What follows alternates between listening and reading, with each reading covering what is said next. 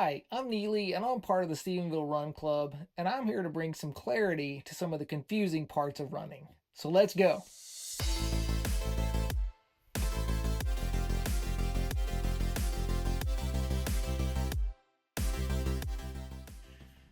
All right, so I know that in a previous video I said something along the lines of, hey, think time on feet more than distance and pace and things like that, and I am sticking to that.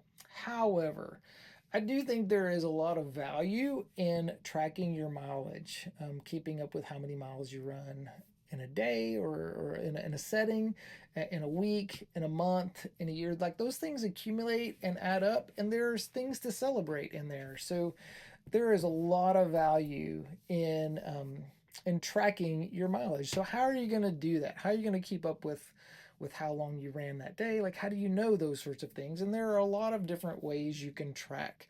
Most people when they start off track things, just with their phone. There are a lot of apps that you can have on your phone that will track your distance for each run and keep up with those cumulatively. You can do your own spreadsheet if you want to, like however you want to, but that was me for an entire year. I kept up with all my mileage my first year of running using a spreadsheet. But I tracked the each run using I think it was Map My Run by Under Armour. So you can use a lot of different apps. I will say this as far as standardization for Stephenville Running Club, Strava is kind of the standard place to post your runs, and so you can use that to track, and then it will post, and then that's a super easy way to be able to see what everybody's running and those sorts of things, which has advantages and disadvantages. And Strava is going to get its own video, so I'm going to stop there for now on Strava, but we'll come back to that in another video.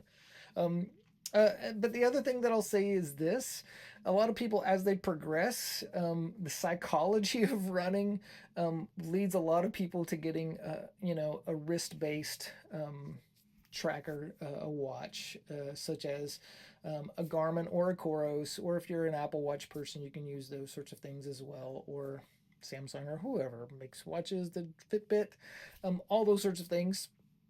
But having a watch that's dedicated to tracking your mileage is one of those things that psychologically just kind of, like it helps you convince yourself that you're a runner. And I know that, like in my first video, I said that if you run, you are a runner.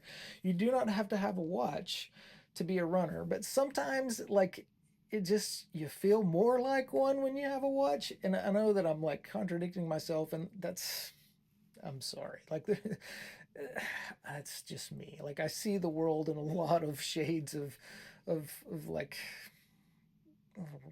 not necessarily absolute. So I say all that to say this: you don't have to get a watch, but for some people, it's easier to maintain that consistency and that motivation piece, the discipline piece, when you have this thing on your wrist that is that's dedicated to running. And once again, you just feel like a runner sometimes when you have a running watch. So all that to say, you don't have to have a watch. You can track via your phone, those sorts of things. You can map out a route in your car and then and then go run that route and then come back and say, well, I ran 4 miles because I know I did because I wrapped it. However you want to do it. But I do think it is important to track your mileage over time, just as a way to see your progress and just to be able to see for yourself the things that you've done. So tracking is important. There are a lot of ways to track, and you'll find the way that works best for you.